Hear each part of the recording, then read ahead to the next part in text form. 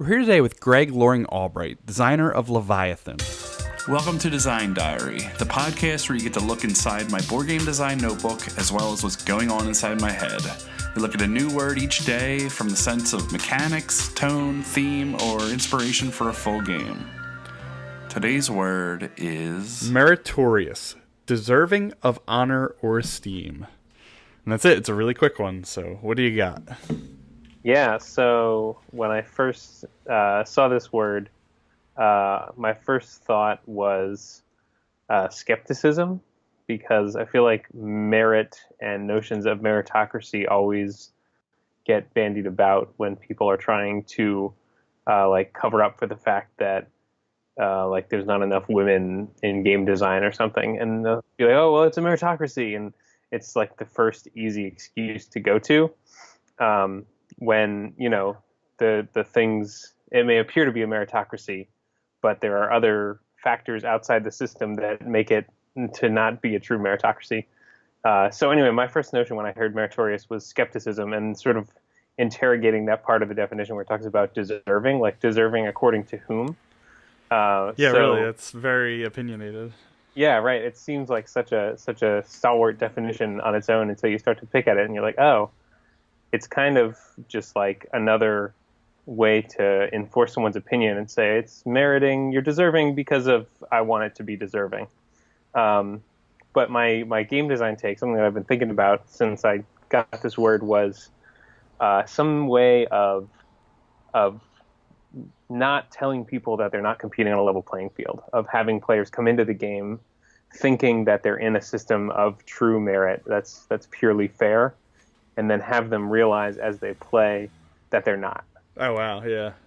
And my first thought, and actually I was listening today to prepare for this talk, I listened to your Jabberwocky episode, and you talked about how that moment where when the game is a trick on you, that it's just not fun to play anymore. Where it's like, oh, well, this game isn't what I thought it was, bummer. And so initially I was like, oh, it could be a legacy game because they have sort of one-time reveals. But what I landed on when thinking about how to make this sort of like game of dubious merit is hidden decks, almost like a CCG or an LCG, where you bring your own. You have a pre-constructed deck. Maybe. My thought was that there are decks so like to just like put it into the sort of political tactic where I'm taking it. Sounds like there's a machine going by your house. Are you okay? It's a motorcycle. I'm surviving. Oh, okay. Okay. I have my door open. I'm like in my garage with the door open. It's completely terrible for audio, but it feels really good right now. I have a fan on in my room, so it's also terrible for audio.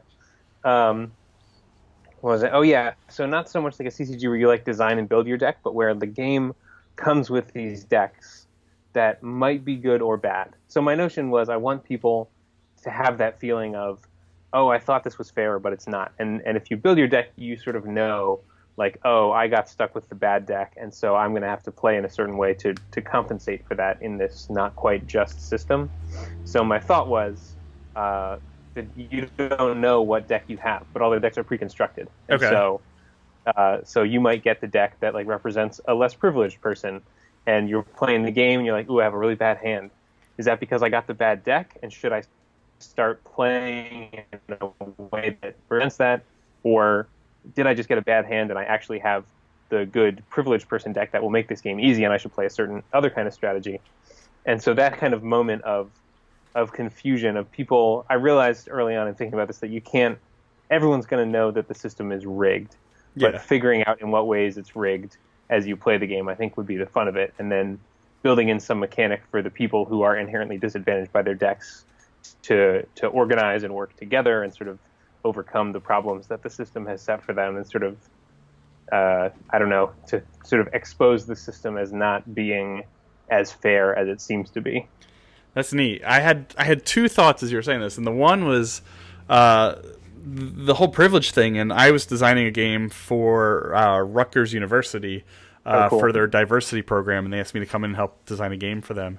And the whole idea of it was just putting somebody in the basically in the shoes of someone of lesser privilege or greater privilege, and just experiencing that was kind of the game. And the interesting part was when it came down to do artwork. Like, how do we show these people?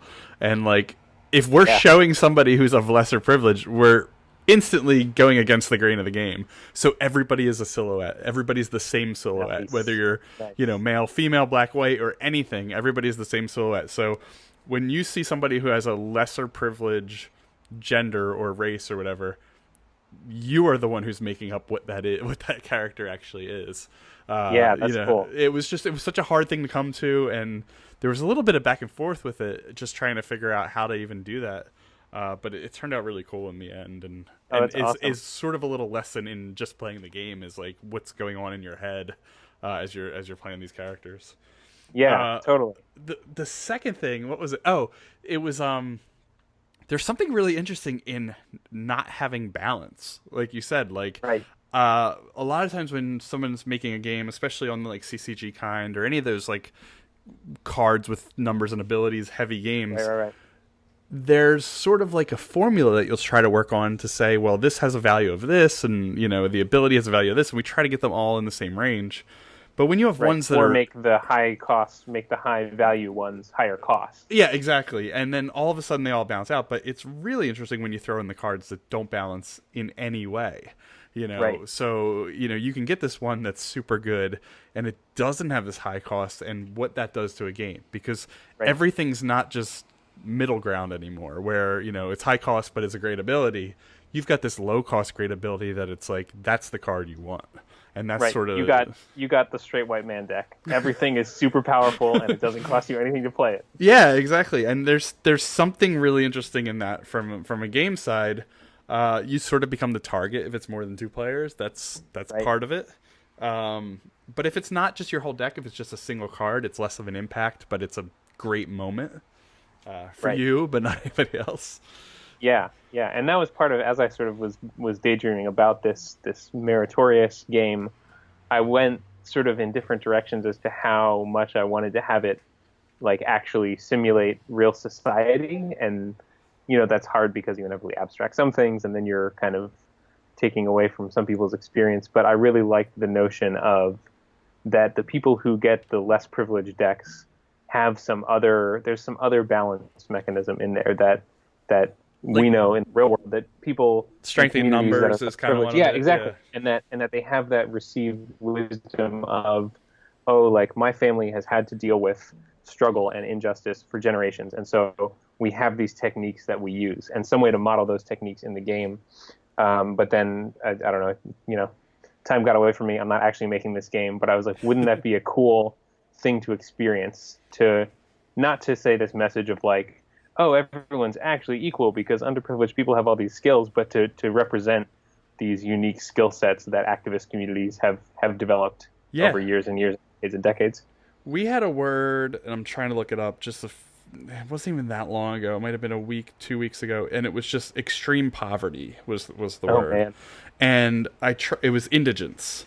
And I tried to figure out what is the positive of extreme poverty, like what is, and there were some like websites on it, and all of them were like, when you're no longer in poverty, you know, it could always get better, or it could always be worse once you're out of poverty, and like they didn't really say what the positives was, and I really thought that the positive was community. Like that was the one thing, is that not only community, but just like stupid stuff that we do on the internet doesn't matter to them. Like real life and like real skills and things like that are such a higher level than the rest of us that, you know, are sitting here farting around on Skype and, you know, right. You have playing the video resources games. to Yeah, do this exactly. podcast. Yeah. So, and I feel like I never want to valorize or romanticize extreme poverty. No, but I think exactly. What you're saying is right, that there are real skills that you get from going through adversity. Yeah, exactly. And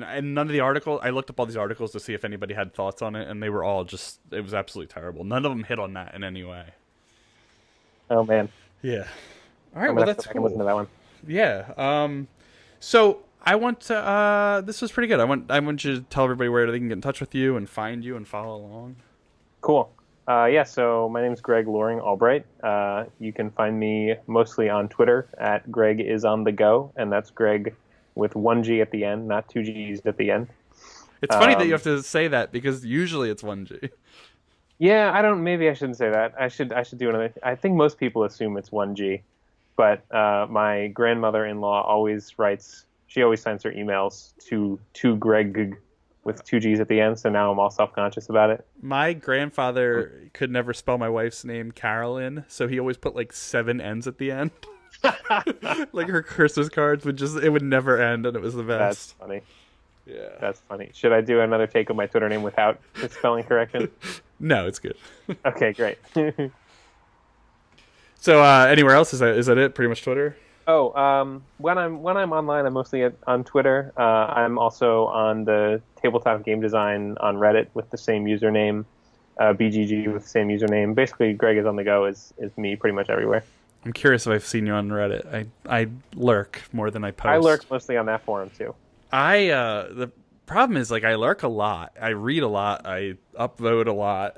And then I'll answer questions about Button Shy, or I'll post something about Button Shy, and then I'll get hit with the you can't talk about yourself, and it should be like 1 out of every 10 posts. And I'm like, well, what happens when there's a Q&A and I answer 200 questions?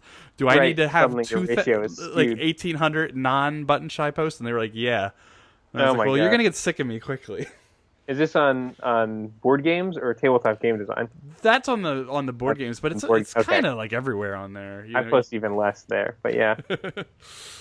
Yeah, it's so hard for me to follow those rules because I'm an extreme reader. I love reading everything. I don't chime in a ton. But you just got to start posting everything you read, just like, cool. Yeah, exactly. Article. I just need to like destroy their conversations, right? And then I can post my own stuff. Well, then you'll get downvoted to the bottom. You won't care. No one will care, and they'll be like, "Oh, he made 1,000 comments, not about himself." The system will take care of it. That's right. I've been banned a few times. So. Oh no. Yeah. My whole thing is that I play games that we're working on. I talk about games that we're working on. I play other games, but I am passionate about prototypes and even ones that aren't even ours and stuff like that. That's like my favorite thing about gaming. And every single one has some sort of connection to what I'm doing for work because I do what I like for work. So it's like that means that you're doing it well. Like, oh, this is my friend's game that I want to talk up because my friends are cool and they make great games. And everyone gets flagged. Yeah, exactly. So it's very hard for me to talk about games and not have some sort of connection to them. Yep. Oh well, all right, cool. This was fun. We'll do it again sometime. And I'll catch you later. Sounds good.